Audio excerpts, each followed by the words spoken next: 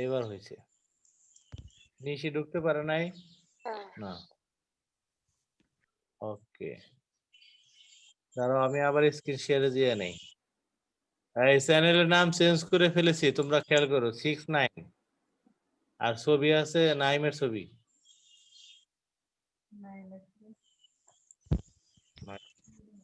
জি sir, এর জন্য আমি চিনতে পারিনি প্রথমে। আচ্ছা স্যার এই পড়ি। পরের বাক্যটা বলো। ক্লাসে 20 জন ছাত্র ছিল। There were 20 students in the class. There 20 students. There were না? হ্যাঁ। হ্যাঁ আচ্ছা ঠিক আছে, তোমরা একটু লিখতে থাকো, জরুরি ফোন আসছে, আমি একটু শুনে নেই। হ্যাঁ একটু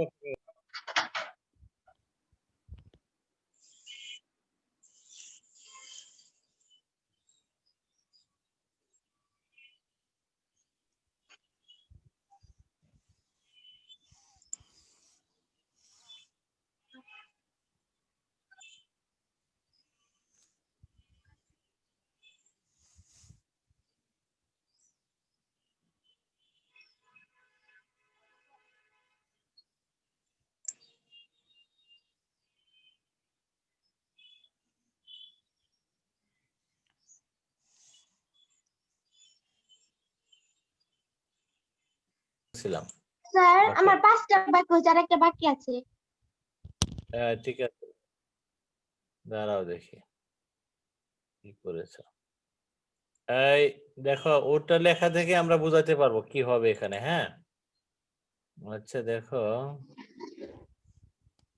এখানে ডাবল হয়ে গেছে না, ওই আগের লেখাটা তো যায় নাই। কি যেন বললাম? হ্যাঁ there There are 20 students were 20 students students in the class. in the class.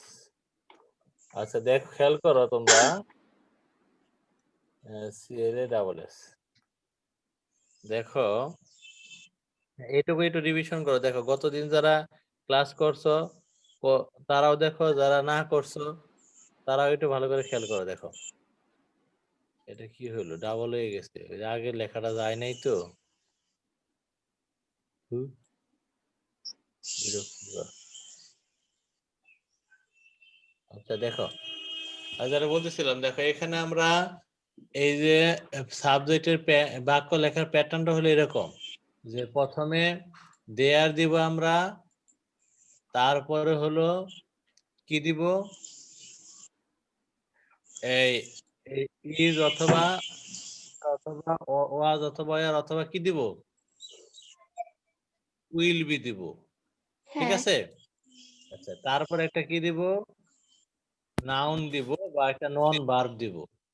তারপরে অবশ্যই কি লিখতে হবে, প্লেস। প্লেস বা প্লেস লিখতে স্থানের নাম, হবে। স্থানের নাম লিখতে হবে। এখন এইখানে যে বিষয়টা মনে রাখতে হবে বিশেষ করে এই জিনিসটা হলো, এই দেয়ারের পরে ইজ হবে না আর হবে না ওয়াজ হবে না ওয়ার হবে নাকি উইল বি হবে, সেটা নির্ধারণ করা হবে এই যে শেষে যে নাউনটা আছে সেই নাউনের উপর ভিত্তি করে এখানে কি করতে হবে, ইজ আর ওয়াজ আর এগুলো কি করতে হবে,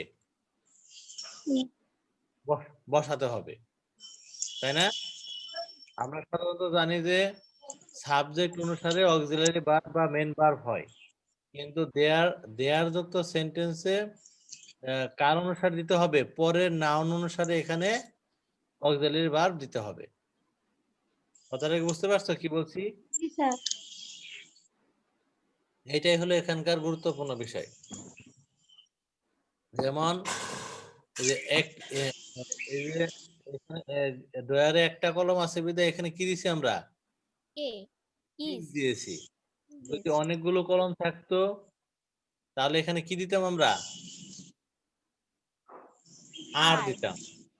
হ্যাঁ এই বিষয়টা ভালো মতো খেয়াল রাখতে হবে যে কি, যে দেয়ারের পরে ইজ হবে নাকি ওয়াজ হবে নাকি ওয়ার হবে, সেটা কে নির্ধারণ করবে, নাউন।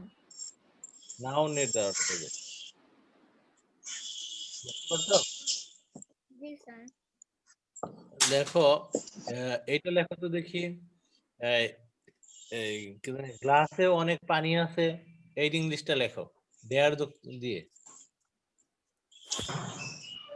অনেক পানি আছে।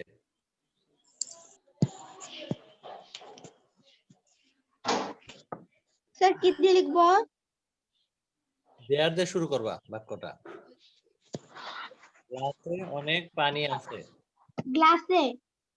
হ্যাঁ, আর এটা ইংরেজি বলবা হলো রথি। আসো ক্লাসে?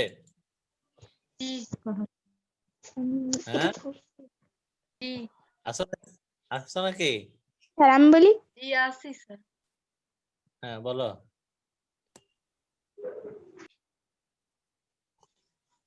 কে যেন বললো, আমি বলি, বলো। there are many water. না স্যার মাছ হবে মনে হয়। হ্যাঁ, বলো একটা কিছু বলো। স্যার আমি বলি, বলো। there is enough water in the glass. আর কেউ?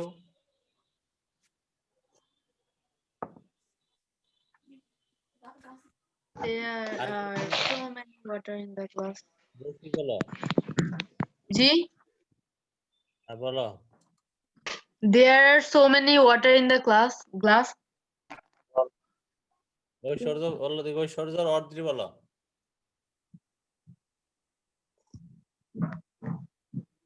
There are much water in the glass. There are much water in the glass. There are much water in the glass. অনেকটাই শুনছি, ভালো ভালো। Many হবে না, প্রথমত হলো, মাছ হবে। হ্যাঁ ভালো, হ্যাঁ বুঝতে পারছি, দাঁড়াও। তোমাদের কাউন্টেবল আর আনকাউন্টেবল বিষয়টা পরে দিলে এটা ক্লিয়ার হবে। হ্যাঁ, এই কারণে তোমরা কনফিউশন করতেছ। আচ্ছা সমস্যা নাই, আমি দেখতে বুঝতে পারছি কার কি ভিউ। প্রথমত হলো এখানে দেয়ার দিয়ে শুরু করছি বাক্যটা, তাই না? তো দেয়ার দিয়ে শুরু করলে এইখানে যে দেয়ারের পরে যে ভার্বটা হবে সেটা কার অনুসারে হবে? এই নাউন অনুসারে হবে, তাই না? হ্যাঁ, এখানে নাউন কি? ওয়াটার, তাই তো? তো ওয়াটার কি কাউন্টেবল না uncountable? Sir uncountable. Uncountable. Uncountable. Uncountable অনেক, আনকাউন্টেবল নাউনকে অনেক বোঝাতে মেনি মেনি ব্যবহার করা যায় না, মাস ব্যবহার করা যায়।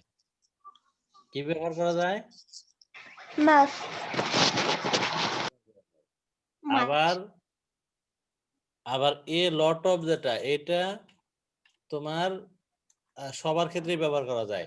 কাউন্টেবল আনকাউন্টেবল সবার ক্ষেত্রেই। বুঝতে পারছো? হয় আমরা এ লট অফ দিব, অথবা অথবা কি দিব? মাছ দিব। এই দুইটার যে কোনো একটা, ঠিক আছে? গ্লাসে অনেক পানি আছে বলতে হয় এ লট অফ ওয়াটার অথবা কি মাছ ওয়াটার। এখন চলো নাউনের আগে আমরা এই মাছ হবে না এই লট হবে এটা ব্যবহার তো বুঝলাম। হ্যাঁ, কোনোভাবে ম্যানি দেওয়া যাবে না। এখন হলো এইখানে কি হবে? ইজ হবে না আর হবে?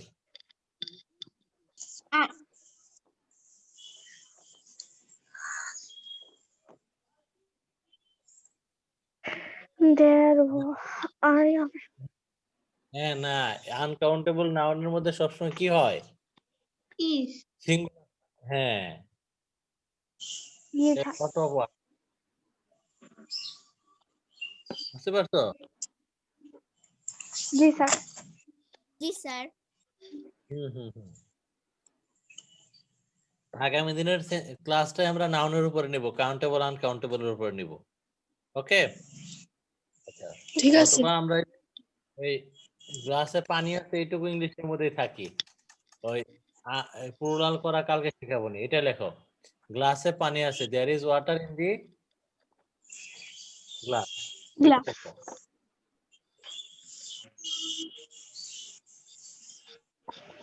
ওকে, আচ্ছা।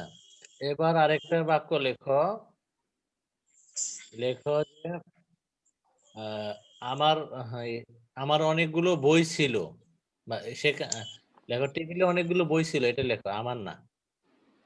আমার দিলে তো আবার অন্য অন্য সাবজেক্ট চলে আসবে, তাই না? জি স্যার। এখানে লেখো টেবিলে অনেক বই ছিল।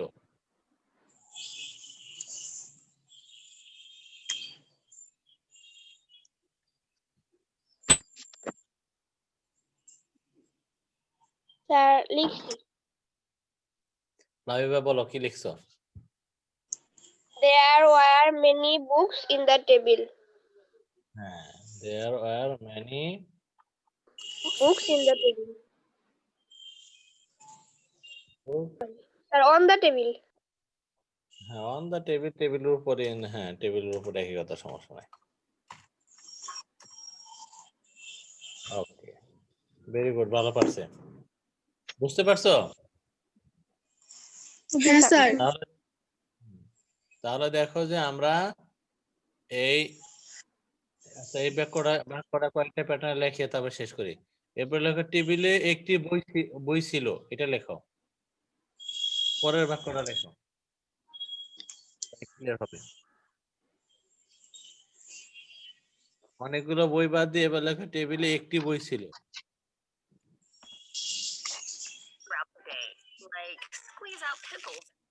লিখছি স্যার। কি লিখেছো? অদ্রি নাই ক্লাসে? আছি স্যার। There was a বলো। book in the table. আসছে বলবো? পাও নাই না? হ্যাঁ বলো। There is a book on the table. হ্যাঁ, ছিল। আশপাশে বেশি কেউ নাই না? আচ্ছা, ওকে। তারপরে লেখো টেবিলে অনেকগুলো বই আছে। টেবিলে অনেকগুলো বই আছে।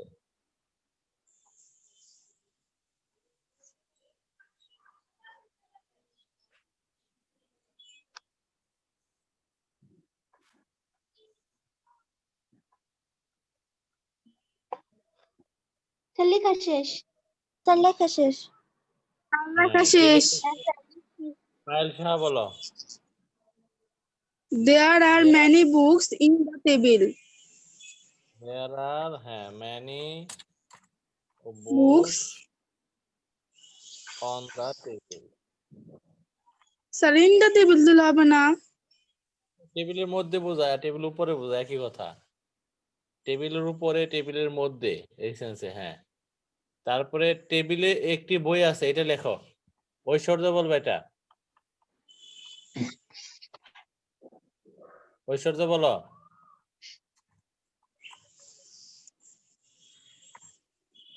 স্যার কি বলবো? এই টেবিলে একটা নেটে বই আছে। প্রবলেম, শোনা যায়। টেবিলে একটা বই আছে। There is a book on the table. ঠিক আছে। তারপরে শেষ বাক্যটা রকি বলো, টেবিলে একটি বই থাকবে। There will be a book in the table. On the table.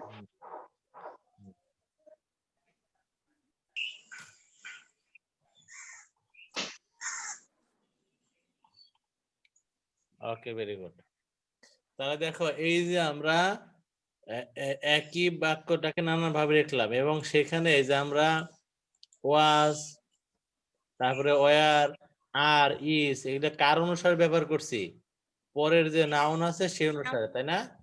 G sir. পরে প্রথম বাক্যে অনেকগুলো বই ছিল বিধায় ওয়ার লিখছি, দ্বিতীয় বাক্যে একটা বই বিধায় ওয়াজ লিখছি, তৃতীয় বাক্যে আবার অনেকগুলো বই বিধায় আর লিখছি, আবার একটা বই বিধায় ইজ লিখছি। আর এই তো ভবিষ্যতে বলতে সবসময় অনেকগুলো বই থাক আর একটা বই থাক, সবসময় কি থাকবে? উইল বি হবে, তাই না? হ্যাঁ। লেখা টেবিলে অনেকগুলো বই থাকবে, তার ইংরেজি কি হবে?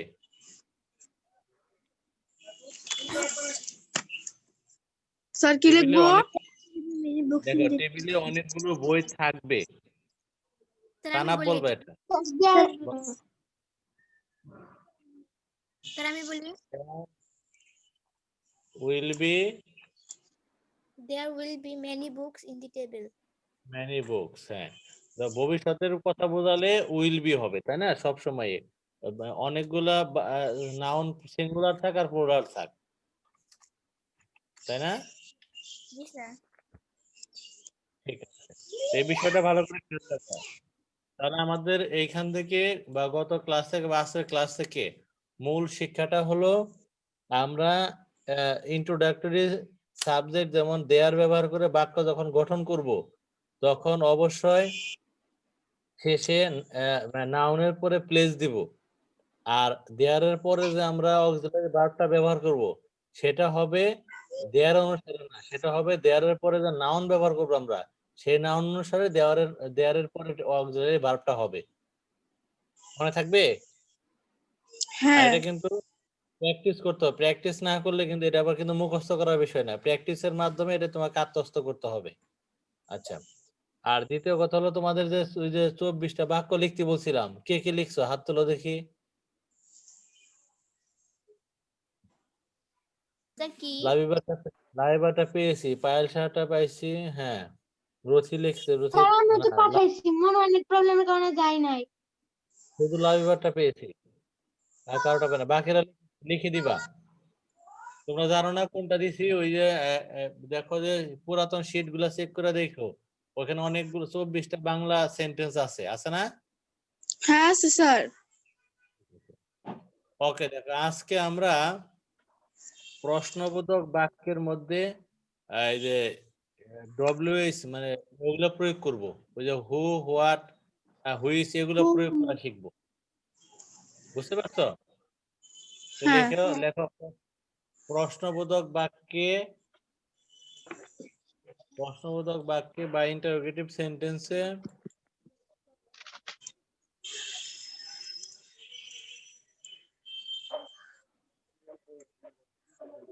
ডব্লিউএইচ ওয়ার্ডের ব্যবহার।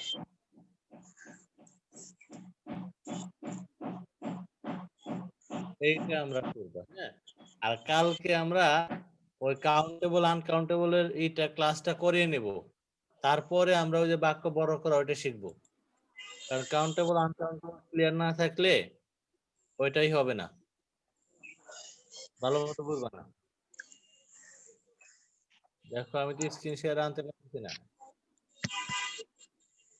তোমরা এক কাজ করো, তোমরা এই লেখো এই প্রেজেন্ট ইনডিফিনিট টেন্সের একটা প্রশ্নবোধক বাক্যের প্যাটার্ন লেখো, নিয়মটা লেখো, ওইটা আগে লিখে রাখো। এই যে পেয়েছি। এই দেখো এগুলোর প্রয়োগ করব আমরা, হ্যাঁ এগুলোর প্রয়োগ করব, তাও সব কয়টা না, তোমরা প্র্যাকটিস করতে পারো। প্রথম 1 2 3 4 5 আর 6, who, what, when, where, why, how আর হু, এই 6টা হলো বেশি ইম্পর্টেন্ট। এই 6টার ব্যবহার আমরা করব বিশেষ করে, হ্যাঁ। তাহলে কি লিখছো সঞ্চিতা, বলো কি লিখছো?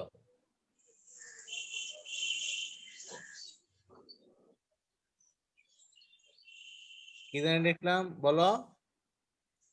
আজকে পড়ার শিখার হলো তোমার কি প্রশ্নবোধক বাক্যে ডব্লিউএইচ ওয়ার্ডের কি প্রয়োগ, তাই না? হ্যাঁ স্যার। তো তোমাদের প্রথমে লিখতে বলছি কি একটা প্রেজেন্ট ইনডিফিনিট টেন্সের একটা প্রশ্নবোধক বাক্য লিখতে বলছি। প্রেজেন্ট ইনডিফিনিট টেন্সের প্রশ্নবোধক বাক্য কি? ডু, তারপরে কি সাবজেক্ট প্লাস কি ভার্ব, verb বি। B1 আচ্ছা, এইটা অথবা হলো ডাস, subject তারপর হলো plus বি1, এইটা। প্রশ্নবোধক। হ্যাঁ, এটা হলো বাক্য লেখার নিয়ম। এখন আমরা এখানে একটা বাক্য লিখি আগে, হ্যাঁ এবার আমরা প্রয়োগ করব। তুমি কি খেয়েছো, তুমি কি খাও, হ্যাঁ do, do You do you eat, take it লিখছি আমরা এটা। Yes, sir. আচ্ছা, আমি যে তিনটা লিখছি সবটুকুই তোমরা লেখো।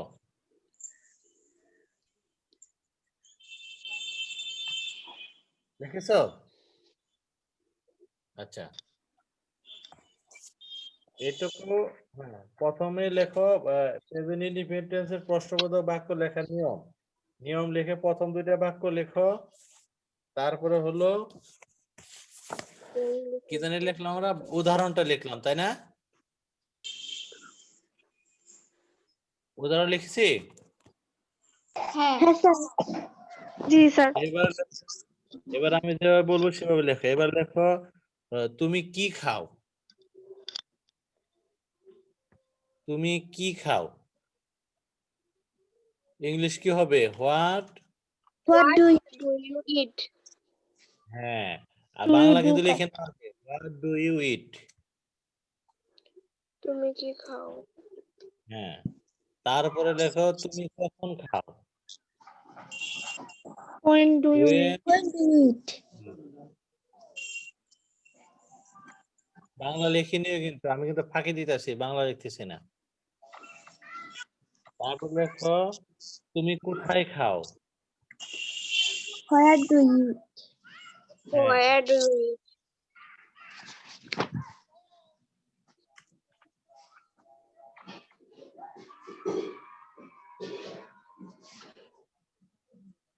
তারপরে লেখো তুমি কেন খাও?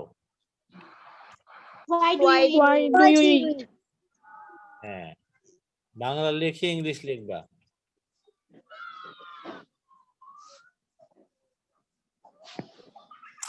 Why do you eat?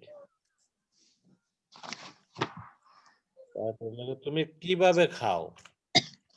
How do you eat? How do you eat?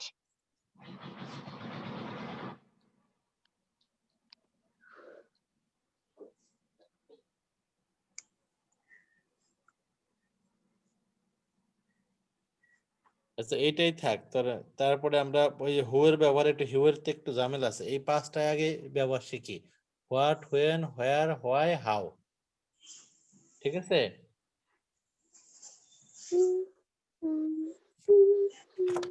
Bangla সহগে English লিখবা। স্যার লেখা শেষ। লেখা শেষ। লেখা হয়ে গেছে। পায়েল বলো কি লিখেছো? বাংলা বলবা, পর ইংরেজি বলবা। তুমি কি খাও? হোয়াট ডু ইউ ইট? তুমি কখন খাও? হোয়েন ডু ইউ ইট? তুমি কোথায় খাও? হোয়ার ডু ইউ ইট? তুমি কেন খাও? হোয়াই ডু ইউ ইট? তুমি কিভাবে খাও? হাউ ডু ইউ ইট? তার মানে দেখো, এই যে এই ডব্লিউএস এগুলো কিন্তু প্রশ্ন করতে ব্যবহার করা হয় না, এগুলো হলো সিচুয়েশন বোঝাতে ব্যবহার করা হয়েছে। প্রশ্ন কিন্তু ওই যে আগে যে আমরা প্রশ্ন করছি সেইভাবে প্রশ্ন হবে। জাস্ট কি বোঝাতে তার আগে হোয়াট দিব, কখন বোঝাতে হোয়েন দিব, কোথায় বোঝাতে তার আগে কি দিব, হোয়ার দিব, কেন বোঝাতে why দিব, আর কিভাবে বোঝাতে কি দিব, হাউ। How? এগুলো কিন্তু প্রশ্ন তৈরি করতে ব্যবহার করা হয় না, প্রশ্নের সিচুয়েশন বা টাইম বা ধরন বোঝাতে ব্যবহার করা হয়েছে। ঠিক আছে? আচ্ছা, জি স্যার। তোমরা এখন প্রেজেন্ট ইনডিফিনিট টেন্সের এরকম একটা বাক্য লেখো, প্রশ্নবোধক বাক্য লেখো। তারপরে সেটার মধ্যে হোয়াট, হোয়েন, হোয়ার, হোয়াই এগুলো ব্যবহার করো। আগে যেরকম করে একটা বাক্য লিখে নাও। আচ্ছা, আমি হেল্প করি, দেখি বলো কি বাক্য লিখবা। তোমাদের সাথে মিলিয়ে করি আমি। Do you play? না, আমরা ডাস দিয়ে একটা ডাস। Does he play? Does he play. হ্যাঁ, ডাজ হি প্লে। সে কি খেলে, এটাকে তারপরে ই বানাও। সে কি খেলে? What does hmm, he play? সে কি খেলে। হ্যাঁ, ভেরি গুড। বাংলা লিখে নিবা হোয়াট। আমি এবার আস্তে আস্তে লিখবো।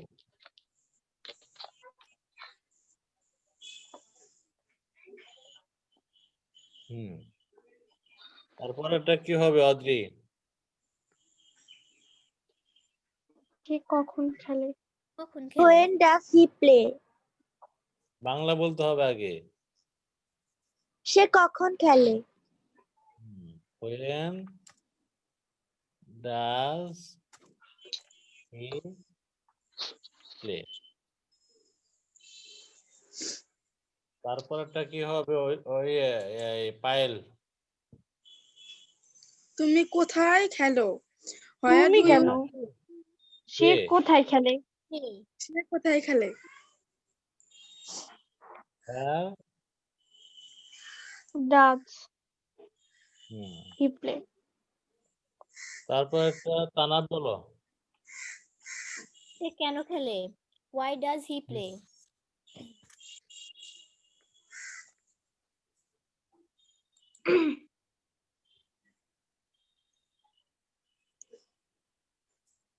সে কেন খেলে? Why does he play? কেউ তানাব, why Does he play? does he play? কালকে কিন্তু ভোকাবুলারি নতুন করে দেই নাই, যাতে আগেটা রিভিশন দিতে পারো, এই জন্য আজকে দিব আবার। রথি লাস্টেরটা বলো।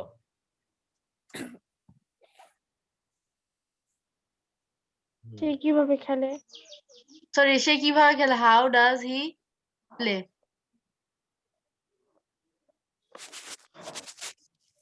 তার লেখা হয়ে গেছে আমার বাংলা সহ। ঠিক আছে, ভেরি গুড। তার লেখা তাহলে দেখো এবার আমরা এই ডব্লিউএস ওয়ার্ডের ব্যবহার ভালোভাবে শিখলাম না? হ্যাঁ স্যার।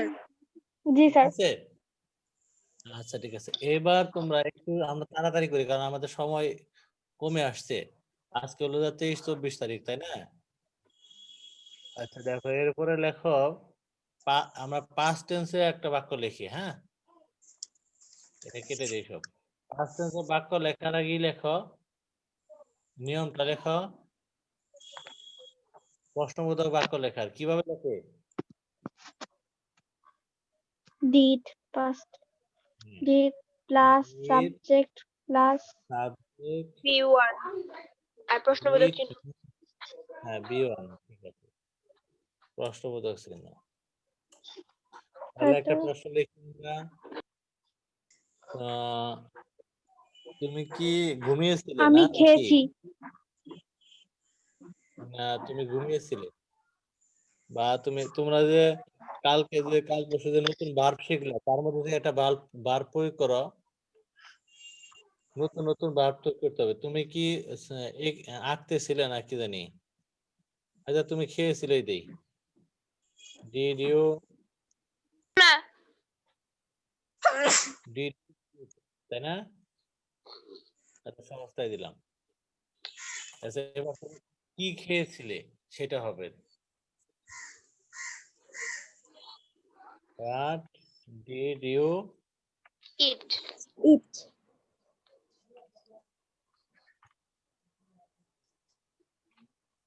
এরপরেরটা একজন বলো। কে আছে দেখি?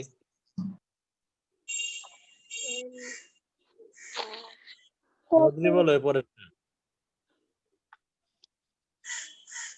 অদ্রি, অন্য তো আমি লাগবে। বলি, বলো। তুমি কখন খেয়েছিলে? ইংলিশটা বলো। When did you eat? ইংলিশটা বলো। When did you eat? When did Wait, হ্যাঁ। তারপর একটা বলো, একজনের লাগবে বলো। তুমি কোথায় খেয়েছিলে? Where did you eat?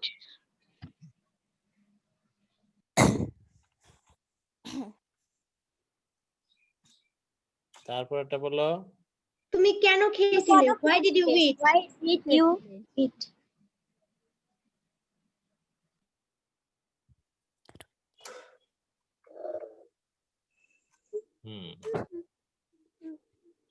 তুমি কিভাবে খেয়েছো? How did you eat? ইয়ারানা আম্মু উঠে গেছে, উঠে গেছে। তারপরে কি হবে? তুমি কিভাবে খেয়েছিলে? How did you eat? How did you eat? দেখো, এই যে ডব্লিউএস ওয়ার্ড এগুলো ব্যবহার করা কিন্তু অনেকেই অনেক কনফিউশনে থাকে। এবার যে ভালো মতো বুঝে থাকো তোমাদের আর কনফিউশন থাকবে না। এরা প্রশ্ন করতে ব্যবহৃত হয় না, প্রশ্নের ধরন বোঝাতে এরা ব্যবহৃত হয়। বুঝতে পারছো? প্রশ্ন হবে আগের মতো, কিন্তু প্রশ্নের সিচুয়েশনটাকে আমরা বিভিন্ন রকম করতে এই হোয়াট, হোয়েন, হোয়ার, হোয়াই এগুলো ব্যবহার করব। বুঝতে পারছো? জি স্যার। হুম।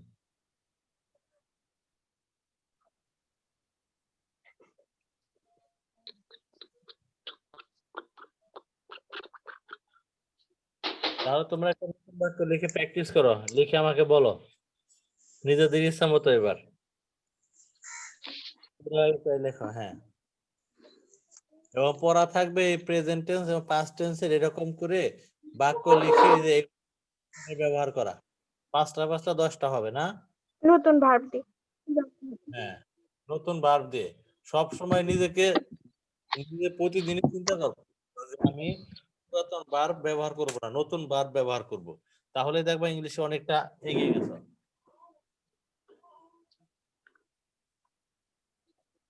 স্যার আমার লেখা শেষ। আমার লেখা শেষ। আজকে পর্যন্ত আমাদের সিদ্ধান্ত হলো এত দ্রুত নতুন ভার্ব শেষ হয়ে শিখবো, হ্যাঁ, প্রয়োগ করব। আর আমরা যখন পরশু দিনে ক্লাসটা করব তখন দেখবো যে আমরা নতুন ভার্বের পাশাপাশি নতুন অ্যাডজেক্টিভও শিখবো। দুইটা কাজ তোমাকে শিখতে হবে, তাহলে ইংলিশটা সুন্দর হবে। একটা হলো তোমার নতুন ভার্ব আর একটা হলো নতুন অ্যাডজেক্টিভ। ঠিক আছে? আচ্ছা, এবার যেহেতু আমাদের শেষ,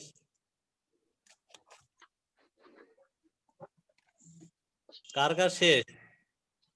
আমার স্যার শেষ আমার স্যার। শেষ। আমার শেষ স্যার। লাইভে বলো।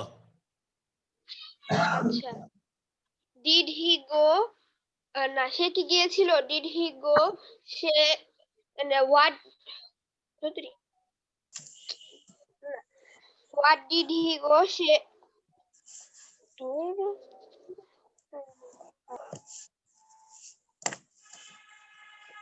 বলো, সঞ্চিতা বলো। সঞ্চিতা তো অদ্রি বলো। স্যার আমি বলি, বলো, স্যার পায়েল বলবো। বলো। তুমি ঘুমিয়েছিলে, ডিড ইউ স্লিপ? তুমি কি ঘুমিয়েছিলে? What did you sleep? তুমি কখন ঘুমিয়েছিলে? When did you sleep? তুমি কোথায় ঘুমিয়েছিলে? Where did you sleep? তুমি কেন ঘুমিয়েছিলে? Why did you sleep? তুমি কিভাবে ঘুমিয়েছিলে? How did you sleep? Okay, very good. তাহলে দেখো তোমাদের বাড়ির কাজটা লেখো, এর প্রেজেন্ট ইনডিফিনিট এবং পাস্ট ইনডিফিনিটের এইরকম 6টা বাক্য লিখবা, প্রশ্নবোধক বাক্য, যেগুলোর মধ্যে এই হোয়াট, হোয়েন, হাউ এগুলোর ব্যবহার থাকবে। হ্যাঁ, ঠিক আছে? আচ্ছা, আর হলো, আর আমি যে নতুন 3 পৃষ্ঠা ভোকাবুলারি দিব এটা মুখস্থ, দেখছো? আচ্ছা, হ্যালো, বন্ধ হয়ে গেছে নাকি? শুনতে পাচ্ছ আমার কথা? হ্যাঁ স্যার। আর হলো ওই যাদের ওই যে 24টা বাক্য লিখতে জি, স্যার। সমস্যা, লিখে পাঠাও নাই, তারা ওই 24টা বাক্য লিখে পাঠিয়ে দিবা। ঠিক আছে? তাহলে আজকে এই পর্যন্তই থাক, আবার সন্ধ্যায় দেখা হবে। ওকে, আসসালামু আলাইকুম। আসসালামু আলাইকুম। আসসালামু আলাইকুম।